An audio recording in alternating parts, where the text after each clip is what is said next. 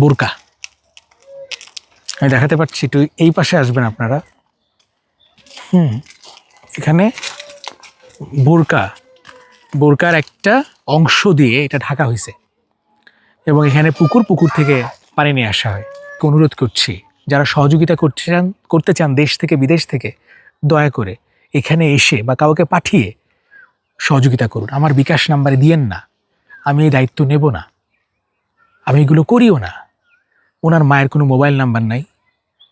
মাগুরা শহরে নেমে যে কাউকে বললে হবে ধর্ষক হিটু শেখের বাড়িতে যাব, চলে আসবেন, তার মাকে দেখবেন, 10,000 দেন, 20,000 দেন, এগুলোর চেয়ে বড় উপকার একটা ঘর করে দেন।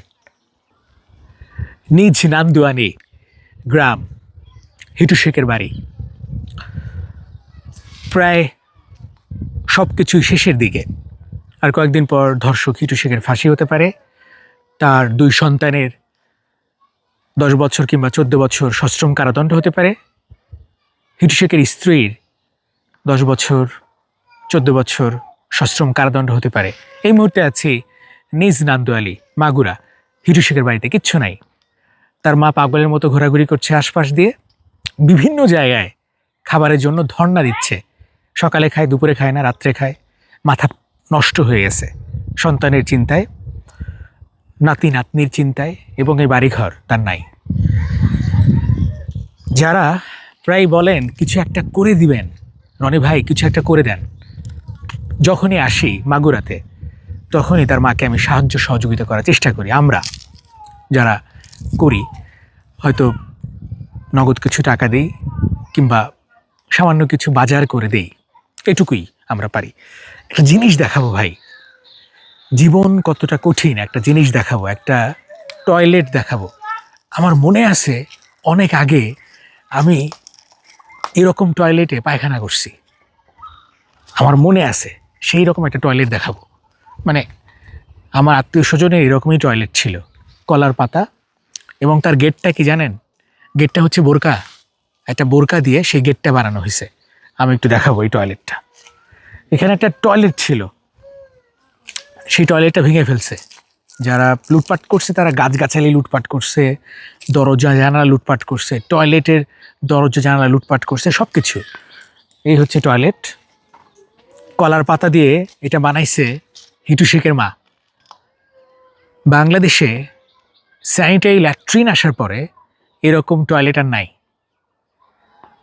কোনো রকমে তো লজ্জা নিবারণ করতে হবে, এই জন্য কলার পাতা দিয়ে হিটু শেখের মা, 65 বছর বয়সী মা, এটা বানাইছে। এবং এই দেখেন, এটা হচ্ছে পর্দা, বোরকা। আমি দেখাতে পাচ্ছি, একটু এই পাশে আসবেন আপনারা। এখানে বোরকার একটা অংশ দিয়ে এটা ঢাকা হয়েছে এবং এখানে পুকুর থেকে পানি নিয়ে আসা হয়। এই হচ্ছে বাংলাদেশ, এই হচ্ছে ঘটনা ভাই। বাস্তবতা হচ্ছে হিটু শেখ অপরাধ করলে তার বিচার হবে, হিটু শেখের সন্তানের অপরাধ করলে বিচার হবে, কিন্তু তার মা এরকম নিদারুণ কষ্টে, অবর্ণনীয় কষ্টে জীবনযাপন করছে। এখানে দাঁড়ানো যাচ্ছে না, গন্ধে, প্রচণ্ড গন্ধ। এই হচ্ছে তার বাড়ি। এই দেখেন, নিজের আঙিনায় খড়ি রাখছে, নিজের আঙিনায় সে খড়ি রাখছে যে কোনো এক সময় হয়তো এখানে চুলা হবে, তারপর সে রান্না করে নাতি নাতনির জন্য কিছু খাবে। এই বাড়িটার ঠিক পরেই একটা বাড়ি দেখতে পাচ্ছেন। এই বাড়ির যত ইট আছে সব ইট ওই বাড়িতে চলে গেছে। ওই বাড়ি হচ্ছে হিটু শেখের সাক্ষী। ওই বাড়িতে সব ইট চলে গেছে এবং ওই বাড়িতে ইট দিয়ে প্লাস্টার করা হয়েছে। কারো সর্বনাশ তো কারো পৌষ মাস। আমি এইবার দিয়ে 5 বার, কিন্তু এই বাড়িতে ভ্রমণ করছি 7 বা 8 বারের মতো, অর্থাৎ 7 থেকে 8 বার হিটু শেখের মায়ের সঙ্গে কথা হয়েছে। মানে এতবার দেখা হয়েছে, এতবার কথা হয়েছে, মানে আপন মানুষ হয়ে গেছে।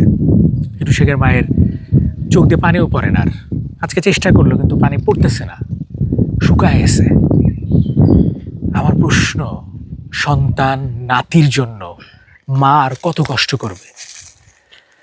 আপনাদেরকে একটা কথা বলি, আর হয়তো কয়েকদিন বাঁচবে আল্লাহ জানেন, হায়াত মৌতের মালিক আল্লাহ, কিন্তু মৃত্যুর সঙ্গে পাঞ্জা লড়ছে, জীবনের সঙ্গে পাঞ্জা লড়ছে এই 65 বছর বয়সী মা।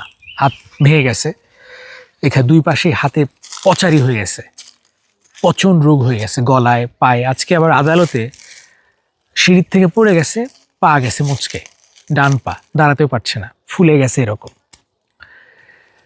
আমার মায়ের বয়স 56-57, আমার মায়ের থেকে বয়সে বেশি বড়। হিটু শেখের সর্বোচ্চ শাস্তি হোক, আদালতের মাধ্যমে, প্রমাণের মাধ্যমে সর্বোচ্চ শাস্তি হোক, তার 2 সন্তানেরও সর্বোচ্চ শাস্তি হোক আদালতের মাধ্যমে, প্রমাণের মাধ্যমে। কিন্তু এই ধ্বংসলীলা বন্ধ হোক, হিটু শেখের মা একটা আশ্রয় পাক। আপনাদের কাছে সবিনয় অনুরোধ, আমি আপনাদেরকে অনুরোধ করছি, যারা সহযোগিতা করতে চান দেশ থেকে বিদেশ থেকে, দয়া করে এখানে এসে বা কাউকে পাঠিয়ে সহযোগিতা করুন। আমার বিকাশ নাম্বারে দিয়েন না, আমি এই দায়িত্ব নেব না, আমি এগুলো করিও না। ওনার মায়ের কোনো মোবাইল নাম্বার নাই। মাগুরা শহরে নেমে যে কাউকে বললে হবে ধর্ষক হিটু শেখের বাড়িতে যাব, চলে আসবেন, তার মাকে দেখবেন, 10,000 দেন, 20,000 দেন, এগুলোর চেয়ে বড় উপকার একটা ঘর করে দেন। উপরে আল্লাহ আছে, হিটু শেখের মায়ের কান্না পৌঁছে গেছে আসমানে। আমরা মানুষ, মানুষের পক্ষে দাঁড়াই, পাশে দাঁড়াই, ধর্ষকের পক্ষে বলছি না, কিন্তু তার মা একটা আশ্রয় পাক।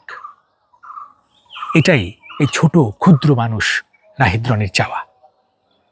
ধন্যবাদ সবাইকে। আসসালামু আলাইকুম।